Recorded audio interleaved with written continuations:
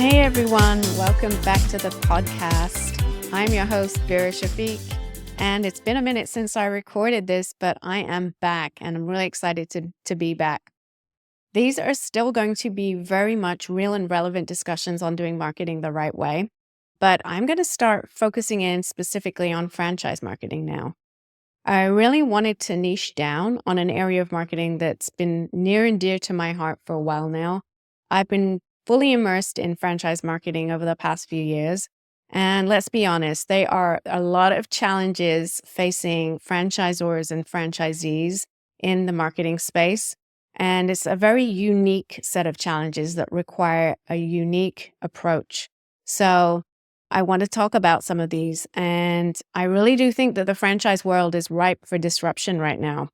We have a lot of volume of data available to us, and the need for consistent branding across multiple locations, the complexities of local marketing strategy.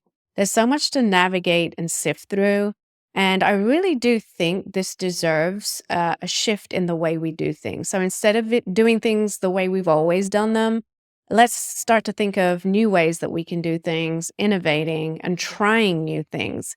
And yes, AI is going to be one of those things that I think we all need to try. So over the coming weeks, we will talk about all things franchise marketing, and there'll be a pretty heavy focus on AI and how we can use it to do faster, better, and smarter marketing. And I think the key there is better. We'll go beyond the hype. So I want to get away from talking about the theory and the why we should or what we could be doing with AI and start to talk about how we actually implement it today.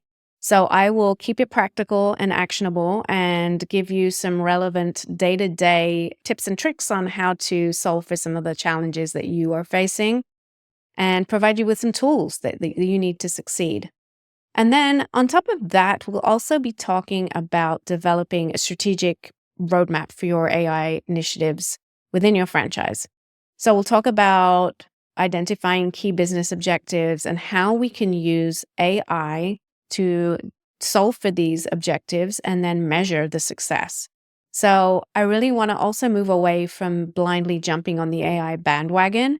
Instead of doing random acts of AI, as I like to call them, let's start to do things meaningfully and cohesively with a plan in place. So we'll talk about all of that in weeks to come. And finally, on the topic of AI, I really do think we cannot ignore the ethical implications of using AI. So we will dive into issues such as data privacy, algorithmic bias, and responsible AI practices. Is it safe to share our proprietary business data with ChatGPT? Things of that nature. And we also want to make sure that we maintain trust with our consumers, right? We want to use AI in a way that they feel good about. We want to disclose that we're using AI, but make them feel like it's a good thing, right? So that we're still delighting our consumers and customers. And then finally, how to get our internal teams on board with using AI.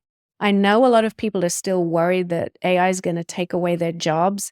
And I really don't think that's the case. AI is going to help us to do our jobs differently. So our jobs are going to change dramatically over the next few years. The way we do things and what we do as marketers will change, but we're not losing our jobs in any way. We're just going to be doing our jobs better. And AI is going to be enhancing that for us and really being our thought partner and our assistant in doing our jobs better. So all of that to come. I want to also stress that not every episode will be directly related to generative AI. I want to give attention to all of the topics that we are currently immersed in. And so with that, let's segue into today's episode and let's dive deep into two massive social media developments that could reshape the way that franchise marketers engage with their audiences in 2025. The two headlines are the TikTok ban. And is it a ban or is it not a ban? And then Meta removing fact-checking from their platform. So let's unpack. Segment 1, the TikTok ban. What now? Well, TikTok was banned for a day and then it came back. So as I record this, it is January the 20th. And TikTok was banned on Saturday night in the US. And then it came back again pretty quickly within 24 hours or so. So this was a result of President Trump vowing that he will allow TikTok to remain a staple social media platform here in the US.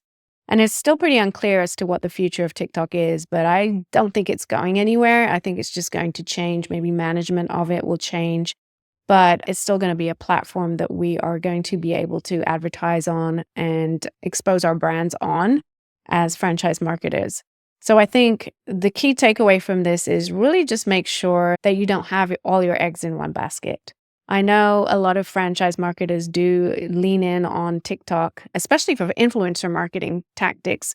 And you can still continue to do that, continue to make that short form content, which is still super important, but just make sure that you are diversifying across other short form content platforms such as Instagram Reels, YouTube Shorts, and even Snapchat Spotlight, right? That would be another example. And then with the influencer side of things, just make sure that the influencers that you are partnering with also do not have their eggs in one basket. So they should be diversified to where they're also present on other platforms other than TikTok. And I think, as long as you keep that in mind and make sure that you have your media budgets earmarked correctly for 2025, I think you should be in a good spot.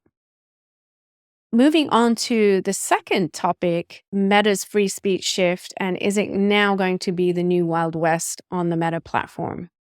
Well, I think that Meta's decision to remove fact-checking and rely on community notes poses some new challenge. I think one of the things could be the managing of reputation. So with the new rules, we could start to see more negative speech about our brand showing up on the Meta platform.